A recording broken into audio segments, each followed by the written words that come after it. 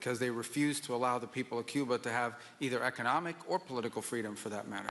And you have a lot of people in this country that want to go back to Cuba and help Cuba. A lot of people have left, they came in penniless, they didn't have anything, and they've become very rich people in our country, and they want to very much go back and help Cuba. So that's something that Cuba has that a lot of other places don't have. Peter? President Trump, thank you. I do want to ask you about Minnesota, but first, just more on topic. President Zelensky said that he was watching with the rest of the world as you made this order to go and capture Nicolas Maduro. And he said, if that's how it works with dictators, then the United States knows what to do next.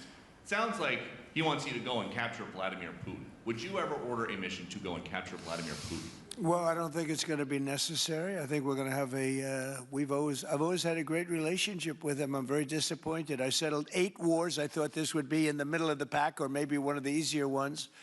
And I don't know if you know, Peter, the last month, they lost 31,000 people, many of them Russian soldiers, and the Russian economy is doing poorly. I think we're going to end up getting it settled.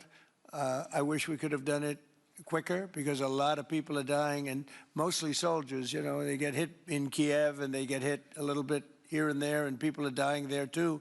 But largely it's the soldier population. When you have 30,000, 31,000 soldiers dying in a period of a month, 27,000 the month before, 26,000 the month before that, that's bad stuff. So as you know, President Biden gave $350 billion to Ukraine to fight, and we would never get that back, although I did make a rare earth deal to get it back, so we will be getting it back, but shouldn't have done that. It was a bad thing to do. I will say that right now, because I was able to get NATO to up GDP from 2% to 5%, NATO's got a lot of money, and they're paying for everything. We're not losing any money. We're making a lot of money, I guess, if you think of it, because we're selling them military equipment. They're probably giving it to Ukraine. But we're selling them to NATO military equipment.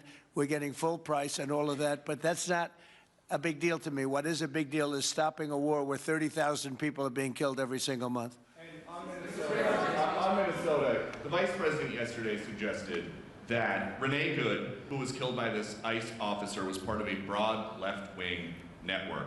What has your team told you about this broad left-wing network? Who is in charge of it? Who's part of it?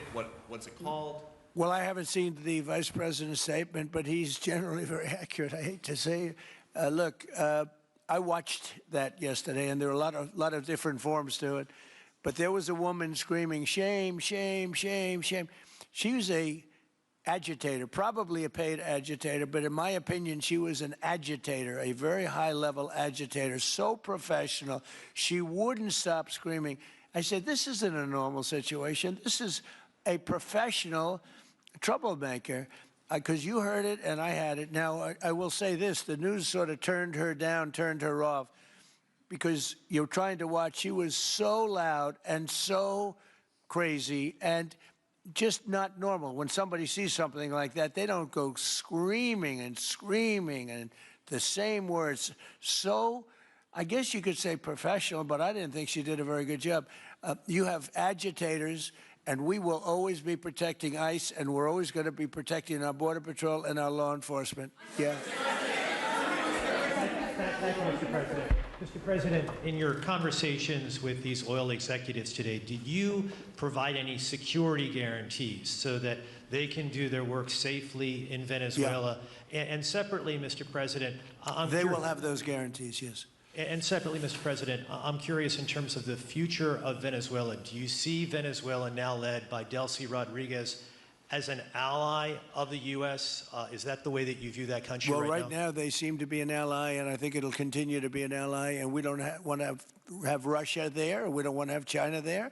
And by the way, we don't want Russia or China going to Greenland, which if we don't take Greenland, you're going to have Russia or China as your next-door neighbor. That's not going to happen.